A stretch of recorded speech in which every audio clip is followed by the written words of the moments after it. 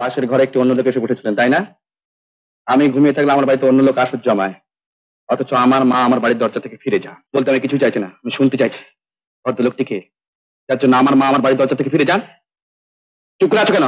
এ স্বামী তার স্ত্রীকে বিশ্বাস করে না, আর কোনো কথার জবাব আমি দিই না। আর যে স্ত্রী স্বামীর কাছে সত্যি কথাটা খুলে বলতে পারে না, আমিও তাকে বিশ্বাস করি না। দিলীপ, কি হতে ভাবছিস রে? না, ভাবছি যে মা কোথায় গিয়েছিলেন।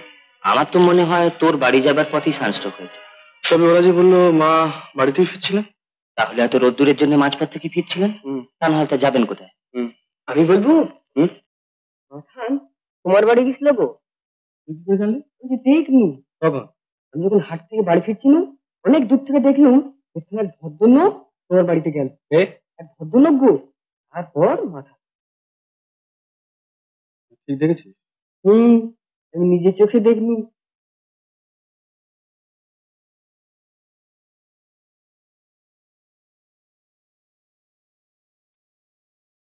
আরে মা কি দূর করা থেকে ফিরে এসছে। সুব্রত, তুই থাক, আমি আসছি। দিলীপ, কোথায় যাচ্ছিস? বাড়ি। ভালো করে না জেনে কোনো কাজ করিস না। তা জানবার আমি জেনেছি। দিলীপ, দিলীপ শোন, দিলীপ। না বলে কয়ে হঠাৎ কোথায় চলে গেছিলে বলো তো? আমি এদিকে ভাবনায় মরি। শরীর খারাপ হয়নি তো? তুমি একটু শান্ত হয়ে বসো দেখি, আমি চা করে দিচ্ছি। মা এসেছিলেন?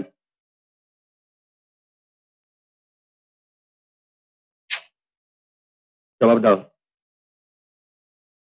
কখন? তুমি তখন ঘুমোচ্ছি। দরজা খুলে দাওনি কেন?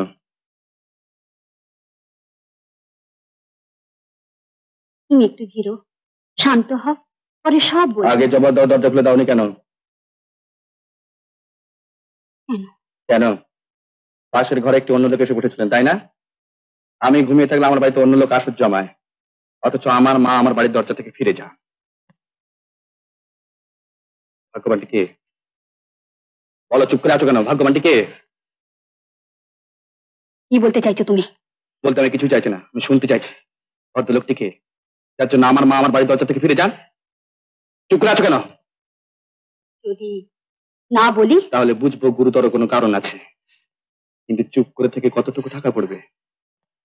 কি বললে? বললাম তুমি না বললে আমি বুঝবো না, অত বুক আমি নই শুক্লা। তুমি মুখুজ্জে বাড়ির ছেলে। একদিন তোমার মা বলেছিলেন শিক্ষা, দীক্ষা, যোগ্যতায় আমাদের চেয়ে অনেক উপরে। সেই তোমার মুখ দিয়ে এত বড় কুৎসিত কথাটা অনায়াসে বেরিয়ে এলো। স্বামী হয়ে এই কথা মুখ দিয়ে বার করতে তোমার এতটুকু লজ্জা করলো না? শুক্লা, তোমার লজ্জা করেছিল? আমার? হ্যাঁ হ্যাঁ, তোমার। আমার মা যখন আমার দরজা থেকে ফিরে গেছিল, তখন তুমি এসেই ভদ্রলোক, সাহস থেকে জবাব দাও। এ স্বামী তার স্ত্রীকে বিশ্বাস করে না, আর কোনো কথার জবাব আমি দিই না। আর যে স্ত্রী স্বামীর কাছে সত্যি কথাটা খুলে বলতে পারে না, আমিও তাকে বিশ্বাস করি না। হ্যাঁ, বিশ্বাস করা শুধু অন্যায় নয়, পাপ।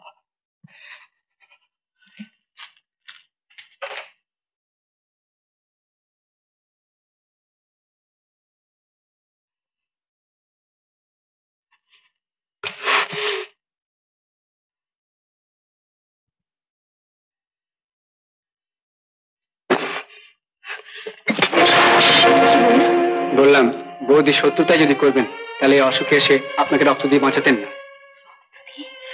থামো না। এতদিন তো চুপ করেছিলাম, কিন্তু আজ আমি বাধ্য হয়ে মুখ খুলতে হয়েছে।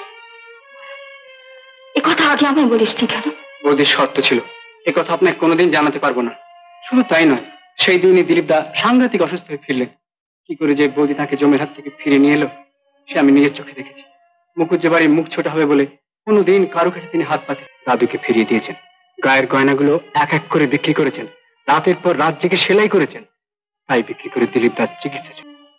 দুবেলা হয়তো পেট ভরে খেতেও পাননি, নিজেকে এমনি করে তিলে তিলে নিঃশেষ করেছেন। খোকা, তাকে কোথা রেখে এলি? খোকা, তাকে নিয়ে আমি তাকে অপমান করেছি মা। সে অপমানের প্রায়শ্চিত্ত আমাদের করতে হবে। একদিন না জেনে তার উপর অনেক অন্যায় করেছি, কিন্তু আজ জেনে শুনে তো চুপ করে থাকতে পারি না। কিন্তু মা, সে হয়তো ওরে অকৃতজ্ঞ ছেলে, আর কথা বাড়াসনি। যা তাকে নিয়ে আয়, না হলে মুখুজ্জে বংশে অলক্ষী লাগবে, সর্বনাশ হয়ে যাবে। তোরা না যাস, আমি যাবো। না না মা, তোমার যেতে হবে না। আচ্ছা আমি যাচ্ছি। শুক্লা, শুক্লা, শুক্লা,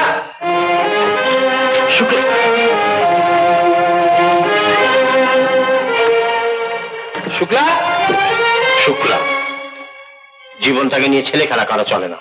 এখানে অনেক ভেবে চিনতে, অনেক মেপে জুবে পা ফেলতে হয়। তাই তো করছি, তা নইলে সেখানে থেকে যেতাম, যেখানে শুধু স্ত্রী বলেই আমাকে এত বড় অপমান সইতে হলো। জানি না দিলীপ তোকে কি অপমান করেছে, কিন্তু তুই শৈলী কোথায়? যোগের মতো তাকে ছেড়ে চলে এলি। এ কি ভাড়া বাড়ি যে যখন খুশি রইলি, যখন খুশি চলে গেলি? তুমি বুঝতে পারছো না দাদু? সত্যিই পাচ্ছি না। আমি জানতাম যে রঙের ঘরে সেদিন সংসার পাতলি, একদিন বাস্তবের আঘাতে সে রং ফিকে হয়ে যাবি। তাই তোকে সেদিন বলেছিলাম যে পরে এই নিয়ে তোকে আফসোস করতে হবে। একজন কপটদক্ষিণ লোককে নিয়ে কল্পনার বিলাস করা চলে, কিন্তু তাকে নিয়ে সংসারে ইট পাথরের ঘর বাঁধা যায় না। সেজন্য তো আমি আফসোস করিনি। তবে তবে আজ বিরোধটা কিসের? কি হয়েছে তোদের? স্বামী স্ত্রীতে ঝগড়া হয়, তুই ঝোঁকের মাথায় তাকে দুটো কথা বলেছিস, সেও রেগে হয়তো তোকে দুটো কথা বলেছে, তাই বলে স্বামীকে ছেড়ে চলে আসবি? যদি সেই স্বামী স্ত্রীকে এমন অপমান করে যা কেউ কোনো মেয়েকে করতে পারে না, তবু সেই স্বামীর কাছে থাকতে হবে? হ্যাঁ হবে। না, একদিন স্বেচ্ছায় ওকে আমি গ্রহণ করেছিলাম, তার জন্য এতটুকু আফসোস নেই আমার। আজ স্বেচ্ছায় ছেড়ে চলে যাচ্ছি, এর জন্য ভবিষ্যতে আফসোস করব না।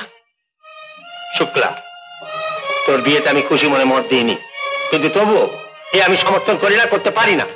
এর মধ্যে কোনো শুভ বুদ্ধি নেই। কোথায় চলবি? কলকাতা। তবে যাবার আগে একটা কাজ সেরে যেতে হবে। শুক্লা, মিথ্যা আটকাবার চেষ্টা করো না দাদু, আমি সেখানে যাব না। শুক্লা, না শুক্লা, না না, আমি কিছুতেই যাবো না, কিছুতেই না। শুক্লা।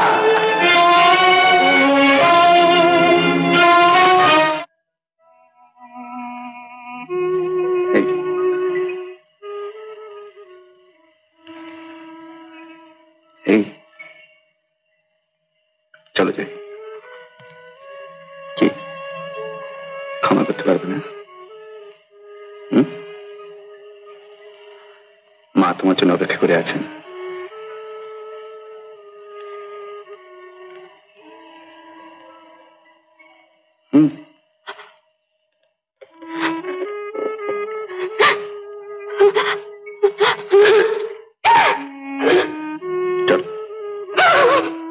চলে যাই।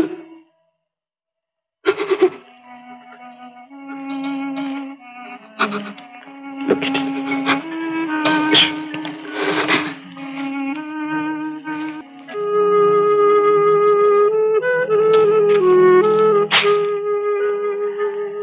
এসো মা, আমি তোমার জন্যই দাঁড়িয়ে আছি।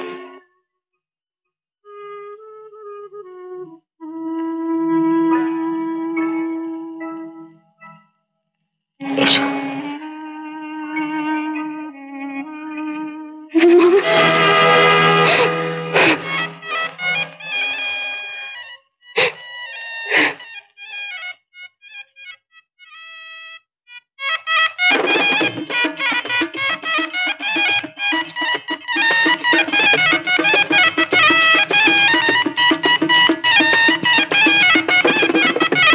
উত্তম কুমারের সেরা সিনেমা দেখতে হলে ডাউনলোড করুন ক্লিক অ্যাপ।